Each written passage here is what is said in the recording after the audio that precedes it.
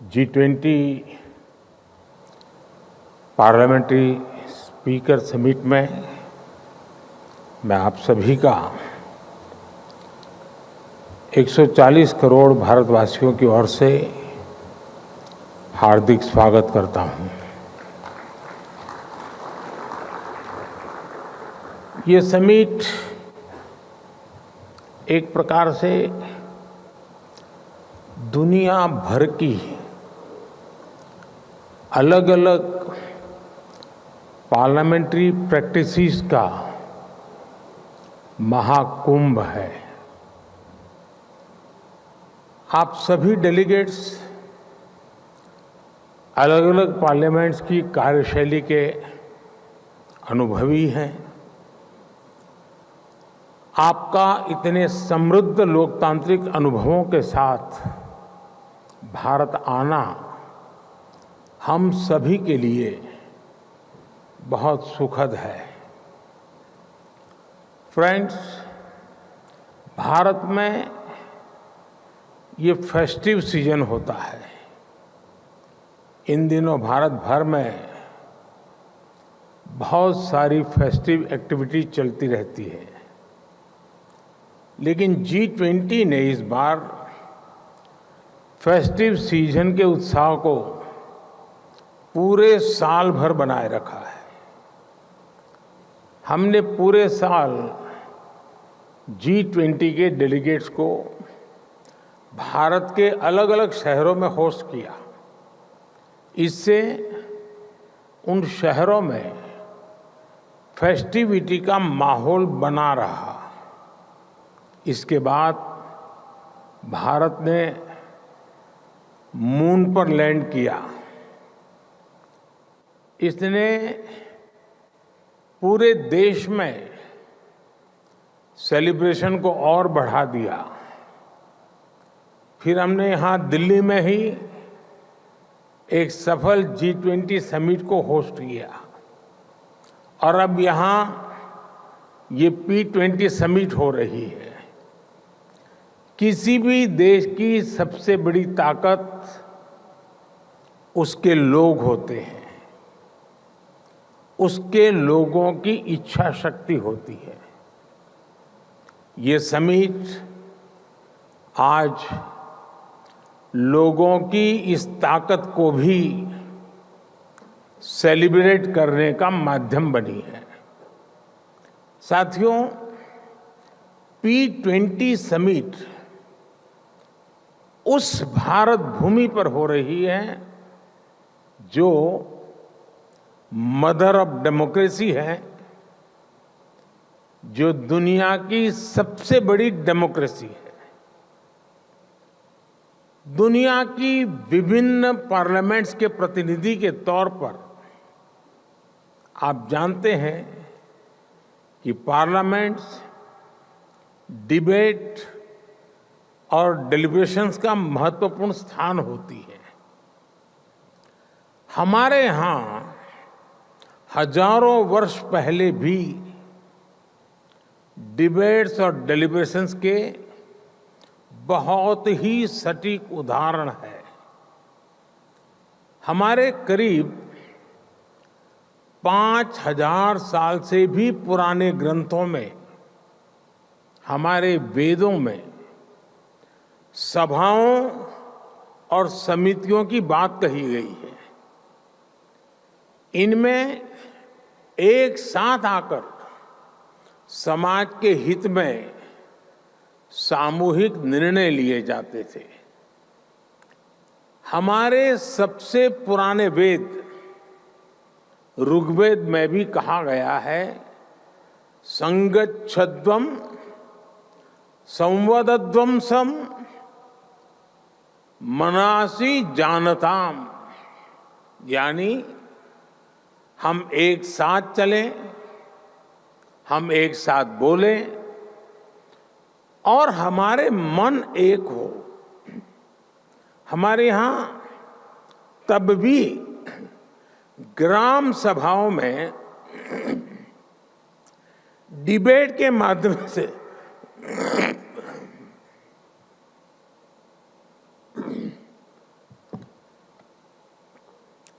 Debate के माध्यम से गांवों से जुड़े फैसले होते थे। ग्रीक दूत मेगास्थनीज ने भी भारत में जब इस तरह की व्यवस्था को देखा था तो वो हैरान हो गए थे। उन्होंने भारत के विभिन्न राज्यों के इस सिस्टम पर विस्तार से लिखा है। आप ये जानकर भी हैरान रह जाएंगे कि हमारे यहां तमिलनाडु में 9th सेंचुरी का एक शिलालेख है। इसमें विलेज लेजिस्लेटिव्स के रूल्स और कोड्स का उल्लेख है। और आपके लिए ये जानना भी बहुत दिलचस्प होगा कि 1200 साल पुराने उस शिलालेख पर यहां तक लिखा हुआ है कि किस मेंबर को किस कारण से किस परिस्थितियों में डिस्क्वालीफाई किया जा सकता है। ये 1200 साल पहले की बात मैं कर रहा हूं। मैं आपको अनुभव मंटपा के बारे में भी बताना चाहता हूं। मैग्ना कार्टा से भी पहले 12वीं शताब्दी में हमारे यहां अनुभव मंटपा की परंपरा रही है। इसमें भी डिबेट और डिस्कशन को एनकरेज किया जाता था। अनुभव मंटपा में हर वर्ग, हर जाति, हर समुदाय के लोग अपनी बात के लिए वहां आते थे। जगतगुरु बसवेश्वरा की ये देन आज भी भारत को गौरवान्वित करती है। 5000 साल पुराने वेदों से लेकर आज तक की ये यात्रा संसदीय परंपराओं का ये विकास सिर्फ हमारी ही नहीं बल्कि पूरे विश्व की धरोहर है। साथियों, समय के साथ भारत की संसदीय प्रक्रियाओं में निरंतर सुधार हुआ है। ये प्रक्रियाएं और सशक्त हुई है। भारत में हम लोग जनरल इलेक्शंस को सबसे बड़ा पर्व मानते हैं। 1947 में आजादी के मिलने के बाद से अभी तक भारत में 17 जनरल इलेक्शन और 300 से अधिक स्टेट असेंबलीज इलेक्शंस हो चुके हैं। भारत दुनिया का सबसे बड़ा इलेक्शन ही नहीं कराता बल्कि इसमें लोगों का पार्टिसिपेशन भी लगातार बढ़ रहा है। 2019 के जनरल इलेक्शन में देशवासियों ने मेरी पार्टी को लगातार दूसरी बार विजयी बनाया है। 2019 का जनरल इलेक्शन ह्यूमन हिस्ट्री की सबसे बड़ी डेमोक्रेटिक एक्सरसाइज थी। इसमें 60 करोड़ यानी 600 मिलियन से अधिक वोटर्स ने हिस्सा लिया है। आप कल्पना कर सकते हैं, तब भारत में 91 करोड़ यानी 910 मिलियन रजिस्टर्ड वोटर्स थे। ये पूरे यूरोप की कुल पॉपुलेशन से भी अधिक है। भारत के कुल रजिस्टर्ड वोटर्स में उसमें से 70% के आसपास का टर्नआउट ये दिखाता है कि भारत में पार्लियामेंट्री प्रैक्टिसेस पर लोगों का कितना ज्यादा भरोसा है। और इसमें भी एक इम्पोर्टेंट फैक्टर महिलाओं का सबसे अधिक पार्टिसिपेशन रहा। 2019 के इलेक्शन में भारत की महिलाओं ने रिकॉर्ड संख्या में वोट डाला। और साथियों, सिर्फ संख्या में ही नहीं बल्कि पॉलिटिकल रिप्रेजेंटेशन के मामले में भी भारत के चुनाव जैसा उदाहरण आपको दुनिया में नहीं मिलेगा। 2019 के जनरल इलेक्शन में 600 से ज्यादा पॉलिटिकल पार्टीज ने हिस्सा लिया था। इन चुनाव में 1 करोड़ यानी 10 मिलियन से ज्यादा गवर्नमेंट एम्प्लॉयज ने इलेक्शन का काम किया था। चुनाव के लिए देश में 1 मिलियन यानी 10 लाख से ज्यादा पोलिंग स्टेशन बनाए गए थे। साथियों, समय के साथ भारत ने इलेक्शन प्रोसेस को आधुनिक टेक्नोलॉजी से भी जोड़ा है। भारत करीब 25 साल से इलेक्ट्रॉनिक वोटिंग मशीन ईवीएम का इस्तेमाल कर रहा है। ईवीएम के उपयोग से हमारे यहां चुनाव में ट्रांसपेरेंसी और चुनाव प्रक्रिया में एफिशिएंसी दोनों बढ़ी है। भारत में वोटों की गिनती शुरू होने के कुछ ही घंटों में चुनाव परिणाम आ जाते हैं। अब मैं आपको एक और आंकड़ा दे रहा हूं। ये सुनकर भी आप चौंक जाएंगे। आपको पता होगा कि अगले साल भारत में फिर एक बार जनरल इलेक्शन होने जा रहा है। इस इलेक्शन में 100 करोड़ वोटर्स यानी 1 बिलियन लोग वोट डालने जा रहे हैं। मैं P20 समिट में आए आप सभी डेलीगेट्स को अगले वर्ष होने वाले जनरल इलेक्शन को देखने के लिए अग्रिम निमंत्रण देता हूं।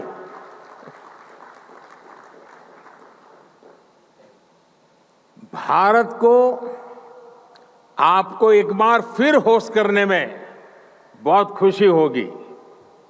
साथियों, कुछ दिनों पहले ही भारत की पार्लियामेंट ने एक बहुत बड़ा निर्णय लिया है, जिसमें मैं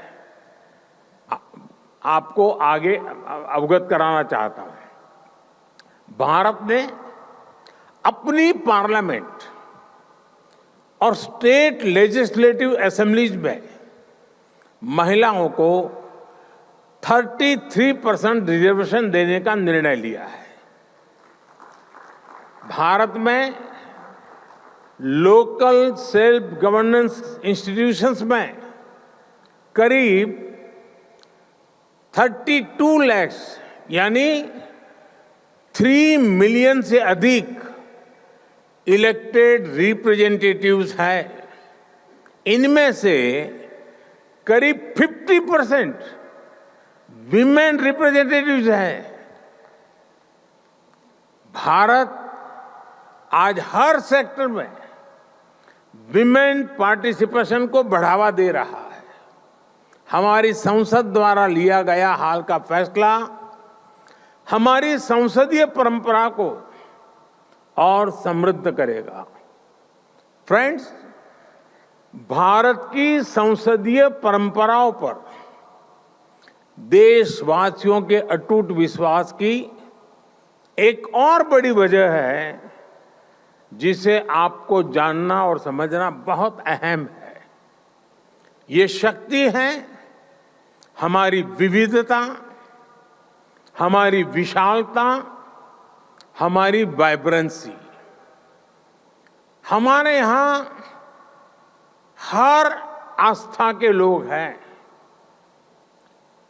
सैकड़ों तरह का खान पान, सैकड़ों तरह का रहन सहन हमारी पहचान है। भारत में सैकड़ों भाषाएं बोली जाती हैं। हमारे यहाँ सैकड़ों बोलियां हैं। लोगों तक पल पल की सूचनाएं पहुंचाने के लिए 28 लैंग्वेजेज में 900 से ज्यादा टीवी चैनल्स भारत में है एंड 24/7 है। करीब 200 लैंग्वेजेज में हमारे यहाँ 33,000 से ज्यादा अलग अलग न्यूज़पेपर्स पब्लिश होते हैं। हमारे यहाँ सोशल मीडिया के अलग अलग प्लेटफॉर्म्स पर लगभग 3 बिलियन यूजर्स हैं। इससे पता चलता है कि भारत में इंफॉर्मेशन का फ्लो और फ्रीडम ऑफ स्पीच, उसका लेवल कितना विराट है, कितना सशक्त है। 21वीं सदी की इस दुनिया में भारत की ये वाइब्रेंसी, विविधता में एकता हमारी बहुत बड़ी शक्ति है। ये वाइब्रेंसी हमें हर चुनौती से लड़ने की, हर मुश्किल का मिलकर समाधान करने की प्रेरणा देती है। फ्रेंड्स, दुनिया के अलग कोनों में जो कुछ भी घट रहा है, उससे आज कोई भी अछूता नहीं है। कॉन्फ्लिक्ट्स और कन्फ्रंटेशन से आज दुनिया संकटों से जूझ रही है। इन संकटों से भरी दुनिया किसी के भी हित में नहीं है। मानवता के सामने जो बड़ी चुनौतियां हैं, उनका समाधान एक बटी हुई दुनिया नहीं दे सकती। यह शांति और भाईचारे का समय है, साथ मिलकर चलने का समय है, साथ आगे बढ़ने का समय है। यह सबके विकास और कल्याण का समय है। हमें वैश्विक विश्वास के संकट को दूर करना होगा और मानव केंद्रित सोच पर आगे बढ़ना होगा। हमें विश्व को one earth, one family, one future की भावना से देखना होगा। दुनिया से जुड़े फैसले लेने में भागीदारी जितनी अधिक होगी, उतना ही बड़ा इम्पैक्ट होगा। इसी भाव के साथ भारत ने अफ्रीकन यूनियन को G20 का परमानेंट मेंबर बनाने का प्रस्ताव रखा। मुझे खुशी है कि सभी सदस्य देशों ने इसे स्वीकार किया। इस फोरम पर भी पैन अफ्रीका पार्लियामेंट की पार्टिसिपेशन को देखकर मुझे बहुत खुशी हो रही है। साथियों, मुझे बताया गया है कि हमारे स्पीकर ओम बिड़ला जी आपको भारत के नए संसद भवन में भी आज शाम को ले जाने वाले हैं। वहां आप पूज्य महात्मा गांधी को श्रद्धांजलि भी देने वाले हैं। जैसा कि आप जानते हैं कि भारत दशकों से क्रॉस बॉर्डर टेररिज्म का सामना कर रहा है। आतंकवादियों ने भारत में हजारों निर्दोषों की जान ली है। संसद के नए भवन के पास ही आपको भारत की पुरानी संसद भी दिखाई देगी। करीब 20 साल पहले आतंकवादियों ने हमारी संसद को भी निशाना बनाया था और आप जानकर चौंक जाएंगे कि उस समय संसद का सत्र चल रहा था। आतंकियों की तैयारी सांसदों को बंधक बनाने की, उन्हें खत्म करने की थी। भारत ऐसी अनेकों आतंकी वारदातों से निपटते हुए आज यहां पहुंचा है। अब दुनिया को भी एहसास हो रहा है कि टेररिज्म दुनिया के लिए कितनी बड़ी चुनौती है। टेररिज्म चाहे कहीं भी होता हो, किसी भी कारण से होता हो, किसी भी रूप में होता है, लेकिन वो मानवता के विरुद्ध होता है। ऐसे में टेररिज्म को लेकर हम सभी को लगातार सख्ती बरतनी ही होगी। हालांकि इसका एक वैश्विक पक्ष और है जिसकी तरफ मैं आपका ध्यान आकर्षित करना चाहता हूं। टेररिज्म की परिभाषा को लेकर आम सहमति ना बन पाना, ये बहुत दुखद है। आज भी यूनाइटेड नेशंस में international convention on combating terrorism consensus का इंतजार कर रहा है। दुनिया के इसी रवैये का फायदा मानवता के दुश्मन उठा रहे हैं। दुनिया भर की पार्लियामेंट्स को, रिप्रेजेंटेटिव्स को ये सोचना होगा कि टेररिज्म के विरुद्ध इस लड़ाई में हम कैसे मिलकर काम कर सके। साथियों, दुनिया की चुनौतियों से निपटने के लिए जन भागीदारी से बेहतर माध्यम नहीं हो सकता। मेरा हमेशा से ही मानना रहा है कि सरकारें बहुमत से बनती है, पर देश सहमति से चलता है। हमारी पार्लियामेंट्स और ये P20 फोरम भी इस भावना को सशक्त कर सकती है। डिबेट और डेलिब्रेशन से इस दुनिया को बेहतर बनाने के हमारे प्रयास जरूर सफल होंगे। मुझे विश्वास है भारत में आपका प्रवास सुखद होगा। मैं एक बार फिर आप सभी को इस समिट की सफलता और भारत में आपकी सुखद यात्रा की शुभकामना देता हूं। बहुत बहुत धन्यवाद।